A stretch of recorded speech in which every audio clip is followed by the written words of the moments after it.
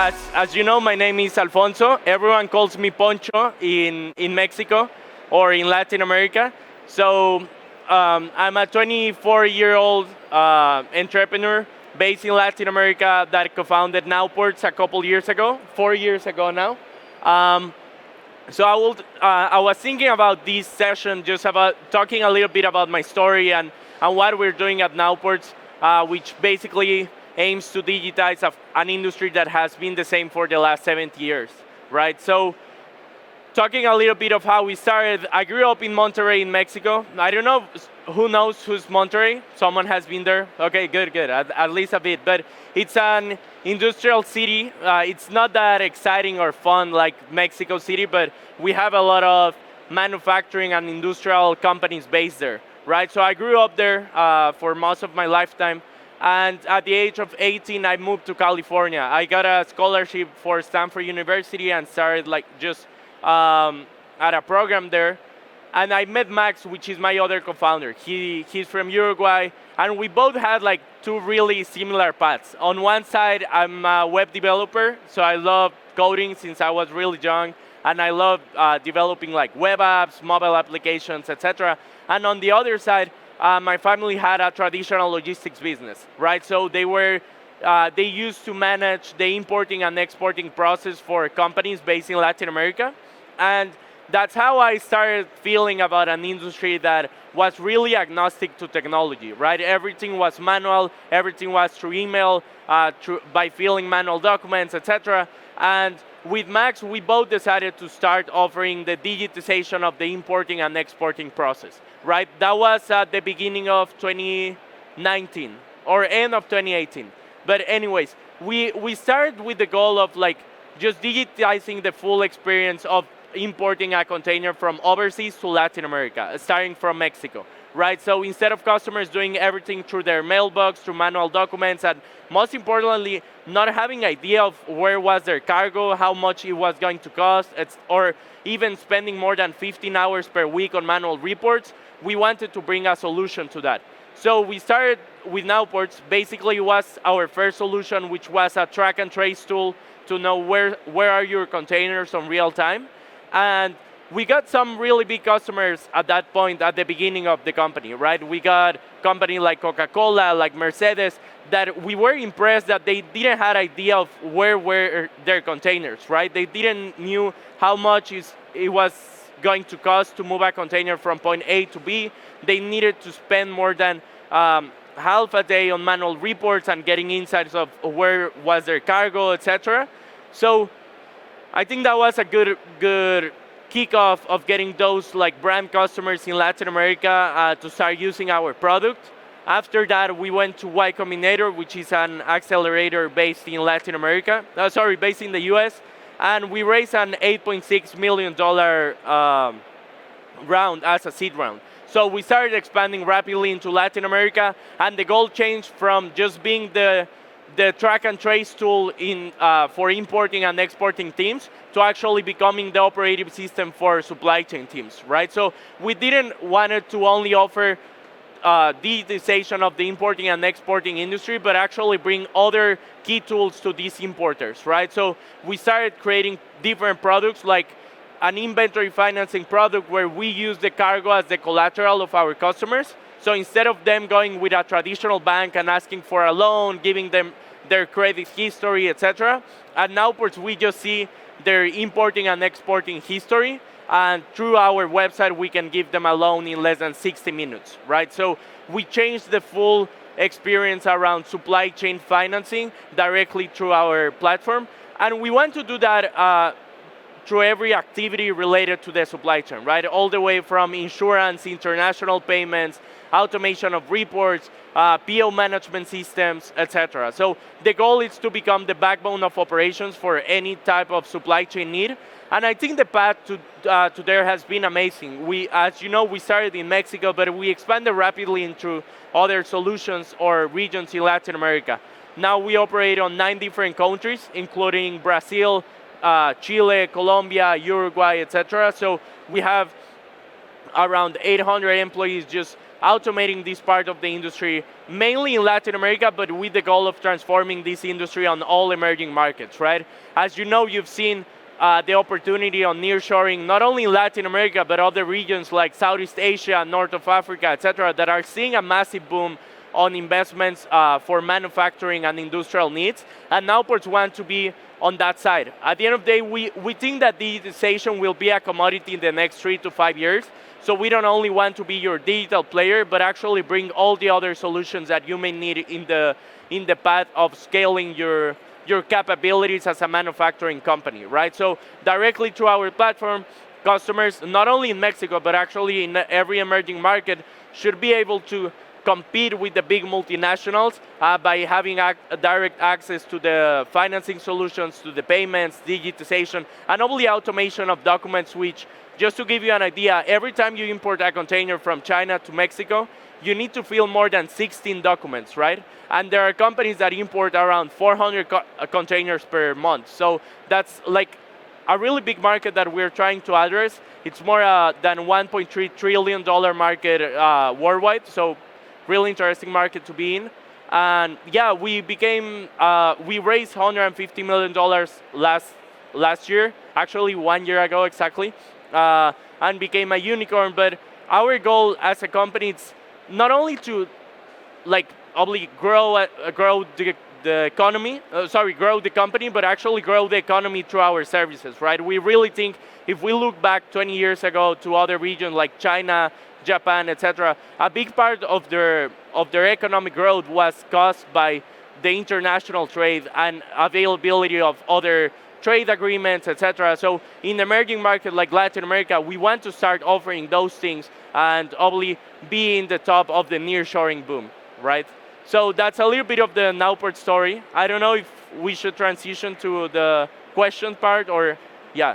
Yeah, if you want to, or maybe you want to talk a bit about the challenges. Sorry, one second on this side. Maybe you want to talk first, maybe a bit of the challenges of going through the COVID era and how you managed to overcome those. Totally. So a good question of that was, Nowports was pretty much built during the pandemic, right? So when the pandemic started, we were just a 47 persons company, just based in Monterrey, Mexico. So we didn't have any other offices, and we actually were not remote at all, right? So we went to the office. Some of us usually lived 1 block away of the office, etc. So we were pretty much a go to the office company, and obviously COVID really impacted the way we were used to operate, right? On a lot of ways, but mainly on how we wanted to bring our services, not only in Monterrey, but actually bring them global to all the countries where we wanted to operate in Latin America, right? So as you know, during COVID, we saw for the first time the logistics impact of not having something near you, right? Either in the supermarkets, we were ordering a lot of things online, a lot of things were out of stock, etc. So we saw this boom of demand of actually customers needed to digitize their processes, not because they wanted to, but because they needed to, right? Because they were not able to go to the office, they were not able to keep printing documents, etc. And I think that was a really good inflection point at Nowports, because looking back, after the pandemic, we were around 600 employees, 9 countries, etc. So basically we expanded into 11 new offices without the need of going there, without the need of going to the office, etc., because government was not letting us to go, right, because of restrictions of COVID, etc. So pretty excited of what, looking backward of that impact of COVID, not only for Nowports, but actually for the industry, right? Because if COVID never happened, maybe that need of digitization would never be there, right? Or at least not until now, because they were good operating through Excel, through the email, etc., basically through the status quo, right? So I think this solution really helped it. And then we see other inflection points. As you know, the macroeconomical context of 2023, there's way less capital available for importers and exporters to actually get loans and increase their capacity of importing from overseas. So there's another inflection point for Nowports of offering these financial tools to importers and using the cargo as collateral instead of them going with traditional banks and asking for loans, right? And the last topic is the nearshoring on that side. Actually, nearshoring it's seeing a massive impact, mainly in Mexico, but in other regions of Latin America too. And we changed our product to not only actually digitize the ocean and maritime services, but now through Nowports, you can have real-time visibility of your cargo on aerial, ground, and maritime. Any other questions from? Thank you. You mentioned that technology and like digitalization was going to become a commodity, right?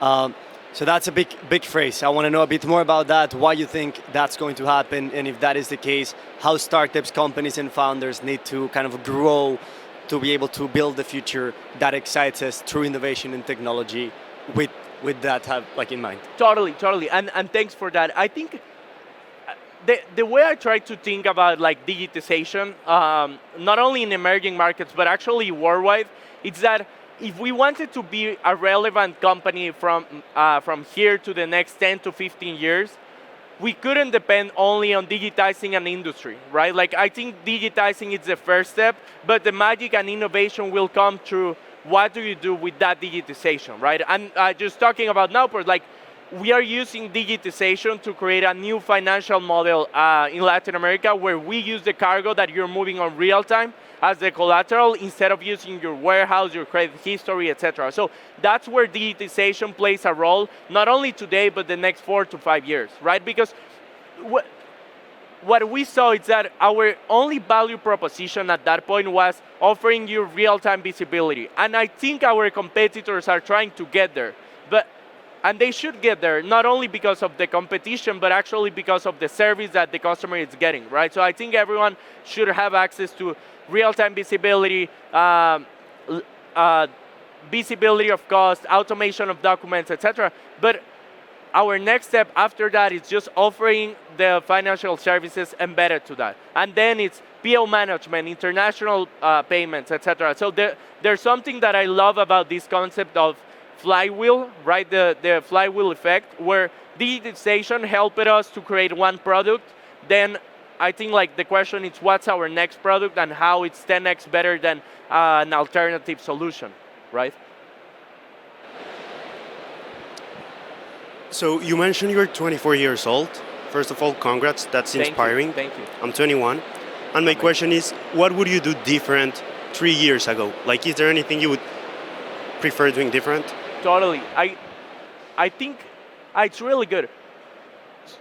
So a good thing about Nowports, it's a good and a bad thing. It's a good thing for Nowports, but I think it's a bad thing for me, right? A good thing is that we were on the right industry, right moment.